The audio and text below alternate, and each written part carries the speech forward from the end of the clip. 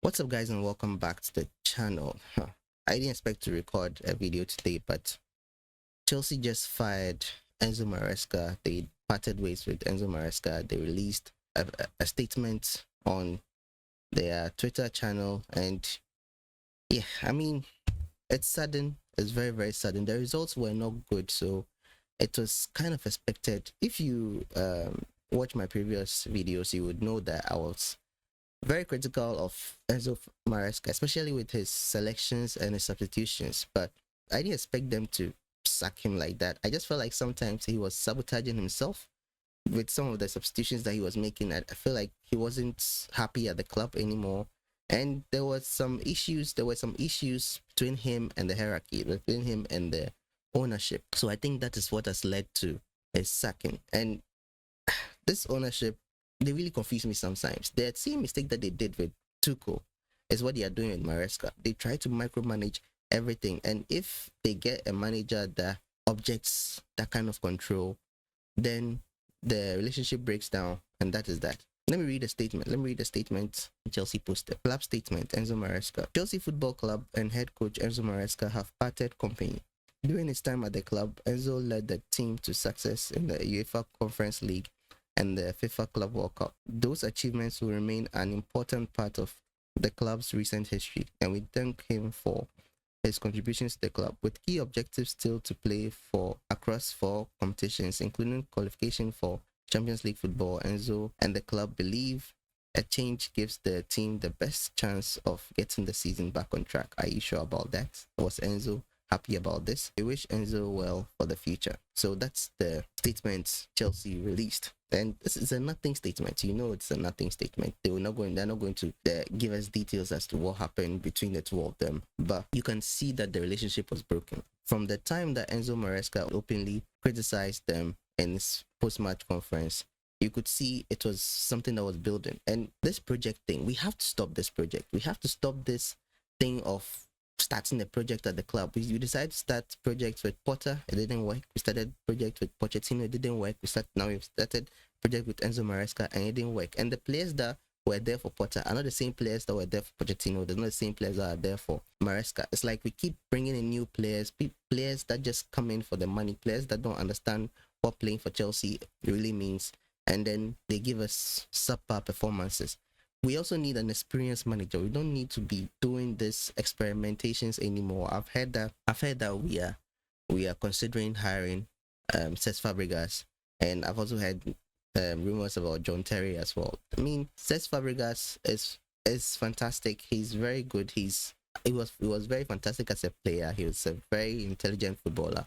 I've seen his interviews and stuff. You could see that he knows the game, he knows tactics, he knows what he's talking about, and he's doing well in Serie A with Como. But if he comes in, he's young. If he comes in, he's going to be a project manager again. He's going to be like Maresca, Pochettino, Potter.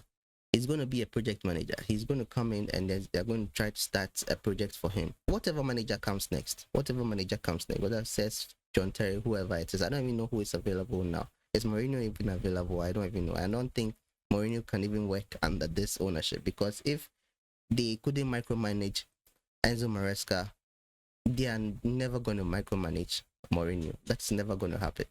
So it's I don't know, whoever it is that is coming, just give them experienced players. Enough of these young players that come in for a lot of money with so many years on their contracts, and they end up being subpar. They end up not doing well, not meeting the expectations. And one thing I don't understand is Enzo Maresca does well against big teams. So why don't you just wait for him to play? If this is the mindset or this is the plan that you want to sack your manager, why don't you wait? Give him the City game and see how it goes from there. Like, give him that game. City is a big team. We do well against big teams. Now we're going to go into the City game without a coach, and that is not going to be ideal. I don't know. They've not announced who the interim manager is. I assume whoever Enzo Maresca's assistant was probably will be going with him. So I don't know who the interim manager is going to be yet. I'm sure it will be announced, but this news, it's very, very sudden. It's very, very sudden. Enzo Maresca has done a lot for the club. He has won trophies for the club. He's the first manager to win trophies under this new management, and they do him like this. They do him like this. That is so low. He won the Conference League for us. That's the first trophy under this management, and he won the Club World Cup in spectacular fashion. And nobody expected us to win the Club World Cup. We were favorites for the Conference League from day one, but nobody expected us to win the Club World Cup with the teams that were in the competition. Nobody expected us to win. We defeated all odds and we won it. It's a large part thanks to Enzo Maresca's tactics. And one thing too, I'm also going to miss with Enzo Maresca is his man management skills is very, very good, and I really, really love that about him. He never really had any issue with any of our players. No players came out in defiance of him. No player, you could not see any player that was like visibly annoyed with him until I think until recently when Palmer came off against Aston Villa, and you could see Palmer was frustrated.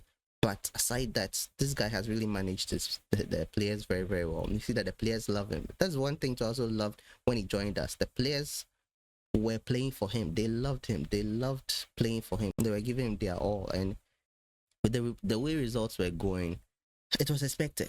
It was expected, let's be honest. I'm seeing a lot of people comment under the club statement posts that it's a disgrace, it's sad and all that. But I remember seeing these same people calling for his head. They were calling for his head just a few days or weeks ago. Me too, I was doing the same thing because I was frustrated. I'm a Chelsea fan. I'm frustrated. I don't like to see these results. We were very close to closing the gap between us and Arsenal, and then all of a sudden now we've increased the gap to about 15 points. It doesn't make any sense. I wasn't happy with the results. A big part of me was really, really hoping that things would change. Things would change. And fortunately, things haven't really become that much better. The draw against Bournemouth is probably the nail in the coffin. It's also been rumored that Enzo Maresca might take over from Pep Guardiola at Man City. So maybe this opens the opportunity for him even more. But I don't have any doubts in my mind that whichever team that he goes to, especially if he goes to a big team, he's going to do very, very well for them. He's going, if he has management that he can work with, has management that that can understand him and wouldn't micromanage him like what these people are doing, he is going to excel. I worry that they are going to bring in somebody young so they can micromanage throughout the rest of the season. And yeah, get up for a bumpy ride because there are no experienced managers available currently. I just saw a news article that like many managers have rejected us just today. So it's not looking good. It's not looking good at all. We don't have a good reputation of treating our managers well. No matter how much we pay them, the managers are not going to come in because they've seen how we treat previous managers. It was similar when we're under Roman Abramovich, but I don't know, for some reason that one feels like they knew what they were doing. It wasn't clueless. They knew what they were doing. They knew, and they always had a replacement lined up. When somebody is sacked, there's a replacement. These people, it looks like they just did it on impulse. It just looked like they had a meeting with him regarding our results, regarding our poor form, and it didn't go well, and they just sacked them on impulse, and they didn't have any replacement even lined up. That's what it looks like, because I'm seeing that most managers are rejecting us today. So they didn't have any manager that was lined up to replace Enzo Maresca. So I mean that is it. That is Chelsea Football Club. We've been doing this for a very long time. We are a constant revolving door of managers. We hire and sack. It's been the same thing under Roman Abramovich. It's continuing under this new management. And yeah, I wish Enzo Maresca all the best. And like I said, I have no doubt in my mind that he's going to do fantastic. And if he goes and joins another big team, he's going to do very, very well. So yeah, what do you think about this sack? What do you think about the sudden New Year's news that we've all had? What do you think about it? Let me know your comments in the comment section down below. And yeah, thank you so much for watching. I'll see you guys in the next one. So until then, stay safe.